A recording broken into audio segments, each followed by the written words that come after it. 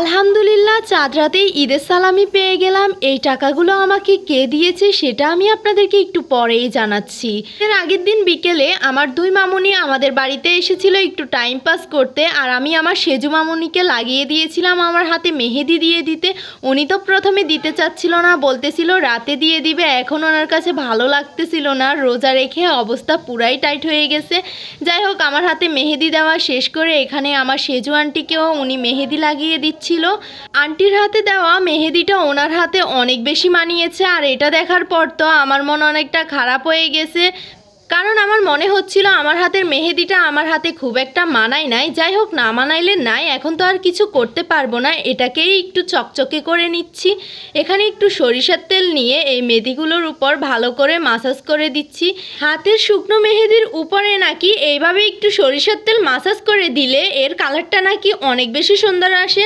সত্যি কথা বলতে এই হ্যাকটা আমি প্রথমবারের মতো ট্রাই করলাম। যাই হোক, রাতের বেলা আমি আমার সব কাজিনদের হাতের মেহেদিগুলো আপনাদেরকে এক এক করে দেখিয়ে দিব। এখন যার হাতের মেহেদিটা আপনাদেরকে দেখাচ্ছি ওর নাম তাসফিয়া, ও আমার মামাতো বোন।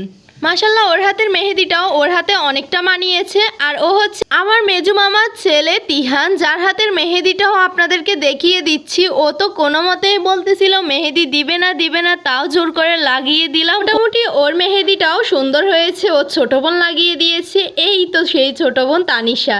ওকে অলরেডি আপনারা অনেকেই চেনেন। আর ওর হাতের মেহেদিটাও মাশাল্লাহ ওর হাতে মানিয়েছে। আর ও হচ্ছে আমার সবচেয়ে ছোট খালামণির ছেলে ছোট জন। ওর হাতটা আমি বারে বারে ক্যামেরায় আনতেছি টেনে টেনে, বাট ও কিছুতেই দেখাতে দিচ্ছিল না।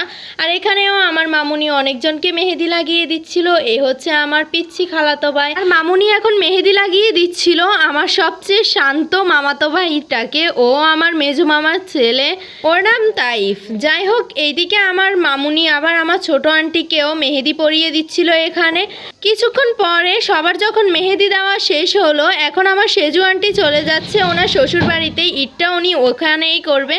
আমাদের সবাইকে আশা দিয়ে গিয়েছিল যে উনি ঈদের দিন সকালবেলায় চলে আসবে, বাট আজ ঈদ গেল তো গেল, ঈদের পরের দিন বিকাল গনিয়ে এলো, তাও ওনার আসার কোনো খোঁজ খবর নেই। যাই হোক, ও আমার খালাতো ভাই রাহিম, আর ও বারে বারে ক্যামেরার দিকে তাকিয়ে বলতেছিল হ্যালো, হাই, বাই, টাটা, কালকে দেখা হচ্ছে, এইসবই ও বারবার বলতেছিল। যাই হোক, এইদিকে আমার আন্টি তো আমাকে চাঁদ রাতেই সালামি দিয়ে দিছে। সেই মুহূর্তে ক্যামেরাটা অন ছিল, তাই আমি এত তাড়াতাড়ি টাকাগুলো আমার হাতে নিয়ে নিছি। না হলে আমি কিছুক্ষণ যাবত ন্যাকামি করতাম, বলতাম যে লাগবে না, কেন দিচ্ছেন, দরকার নেই টাকাগুলো, লাগবে না, কালকে ঈদ, আজকে আমি টাকা দিয়ে কি করব, কালকে দিয়েন, থাক আন্টি, লাগবে না। কিন্তু আমি ওই সময়ে এত ন্যাকামি করার টাইম পাই নাই।